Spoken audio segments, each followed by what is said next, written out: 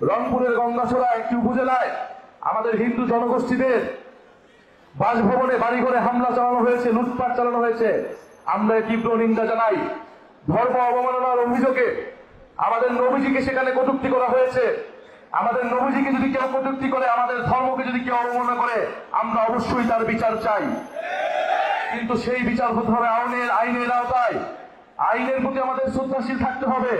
কিন্তু সেই ঘটনাকে কেন্দ্র করে যদি সেই সম্প্রদায়ের উপর কেউ আঘাত আনে, সেই ঘটনাকে আমরা কখনোই মেনে নিব না।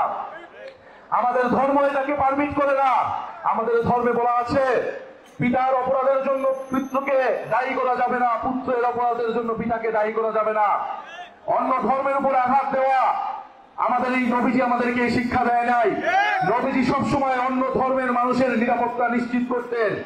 ফলে এই ঘটনা যারা ঘটাচ্ছে তাদের উদ্দেশ্য ধর্মীয় নয়, তাদের উদ্দেশ্য রাজনৈতিক, তাদের উদ্দেশ্য সাম্প্রদায়িক এবং তাদের উদ্দেশ্য হচ্ছে লুটপাট করা।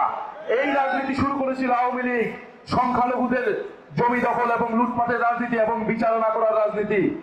আমরা আজকের সমাবেশ থেকে বলতে চাই, রংপুরে যারা এই ঘটনা ঘটাচ্ছে তাদেরকে অবশ্যই বিচারের আওতায় আনতে হবে।